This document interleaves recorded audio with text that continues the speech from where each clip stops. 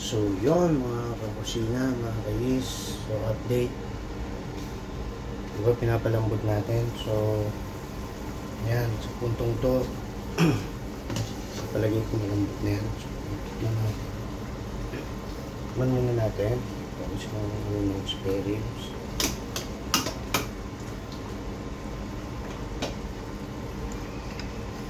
Natin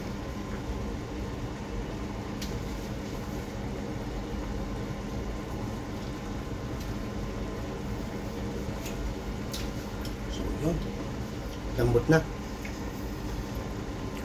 Pwede natin ilagay itong patatas. Puntong to, ilagay na natin itong patatas.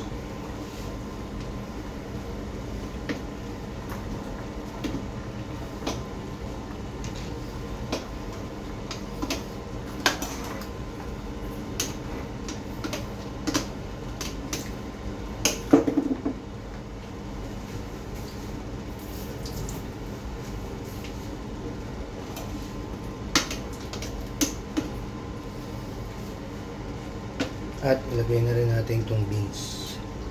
So mga kakusina, mga kayis, hugas na to ha. Hugasan ko na to.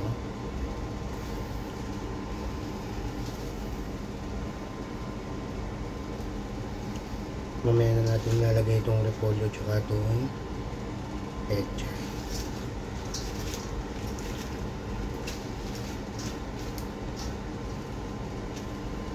So yun. Takpan na muna natin ulit.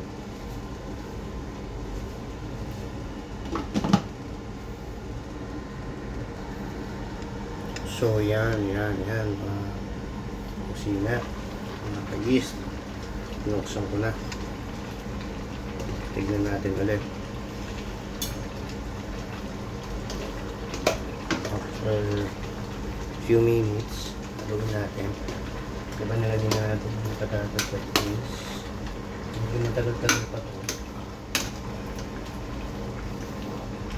Yung sabaw, ayos lang naman. So, tignan natin mamaya kung magdadagdag pa. Tignan natin ulit.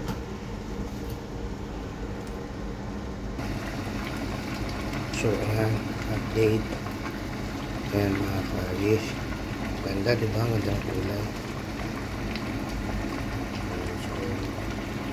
Pagayin lang natin. Mamaya ako na ilalagay itong natitira ng sangkap ng mga gulay. Gaya nitong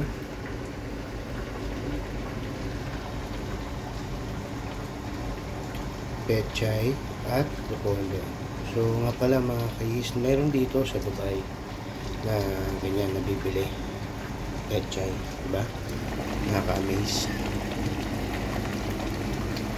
Ito yung ating patungan, no? Malaking tulong siya. Diyan ko ngayon pinapatong.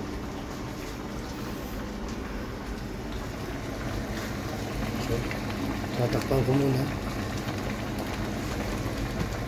Bake na lang ulit mamaya.